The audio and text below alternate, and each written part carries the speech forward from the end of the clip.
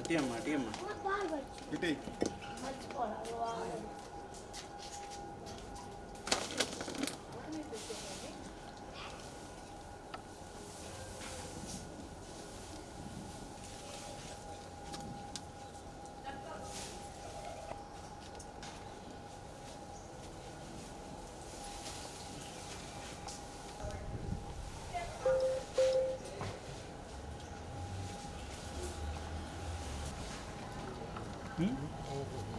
మందులు వాడుతున్నారు మరి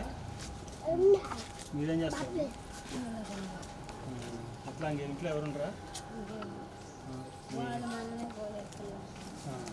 ఇద్దరేనా ఉండేది ఇంట్లో ఏమేమి పని చేయాలి మీరు ఇంకా ఇళ్ళలో పని చేసి మాకు తెచ్చి చూసుకుంటా ఉంటారు పింఛన్ వస్తుందిగా ఎంత వస్తున్నారు 4 పింఛన్ వస్తుంది అవును ఇది పెట్టుకోలేదా పక్షవాతం సరే మీరు ఏదైనా సచివాలయంలో వాటిలో ఏమైనా సంప్రదించండి సదరన్ సర్టిఫికేట్ పెట్టుకొని ఏదైనా అవకాశం ఉంటే సరే అడగండి ఒకసారి అడిగి దాన్ని బట్టి ఎంతమంది పిల్లలు మీకు ఎంతమంది ముగ్గురు పెళ్ళి అయిపోయింది కదా మీరు లాస్ట్ ఇయర్ వచ్చినప్పుడు ఇట్లా చెప్పున్నారు కదా మీరు ముఖ్యమంత్రుల పాడు ఇట్లా చెప్పున్నారు ద్వారా వేరే రాజమండ్రి వాస్తవ్యులు రాజమండ్రి చెందినటువంటి వ్యక్తికి మనం ఇన్ఫర్మేషన్ ఇచ్చాం మా ఫ్రెండ్ బండారు వెంకటరమణ గారిని ఆయన ద్వారా మల్లిడి వీరరాఘవరెడ్డి గారి ద్వారా మనకి ఈ సరుకులన్నీ ఇక్కడ కావడం జరిగింది ఓకేనా సరే చూసుకోండి నెక్స్ట్ ఏదైనా అవకాశం ఉంటే మళ్ళీ చూడండి ఓకేనా. ఈరోజు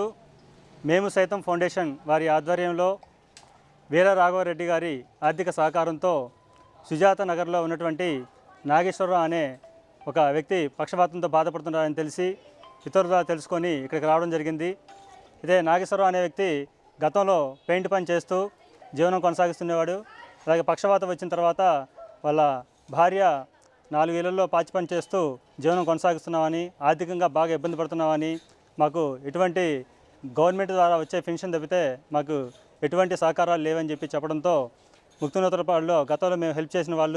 ద్వారా ఈ విషయం తెలుసుకొని మాకు ఈ విషయాలు వీళ్ళ ద్వారా తెలుసుకోవడం జరిగింది. ఈ విషయం తెలుసుకున్న వెంటనే మేము మా ఆప్తుడు బండారు వెంకటరమణ గారి వాళ్ళ యొక్క సహాయంతో రాజమండ్రి వాస్తవ్యులు ఎస్ఎల్జీ గ్రూపు సభ్యులు వాళ్ళ యొక్క అధినేత వీరరాఘవరెడ్డి గారి సహకారంతో ఈ యొక్క నిత్యావసర సరుకులు ఇక్కడ ఇవ్వడం జరిగింది. ఇలాగే మేము గత 10-15 రోజుల నుంచి కూడా అనేక వికలాంగులకు కానీ, వృద్ధులకు కానీ, పక్షవాతం బారిన పడిన వాళ్ళకి కానీ వీళ్ళందరికీ కూడా సహాయ సహకారాలు అందిస్తున్నాము. ఇవన్నీ కూడా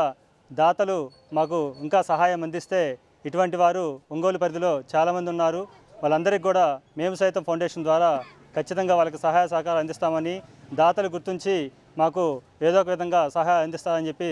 కోరుచు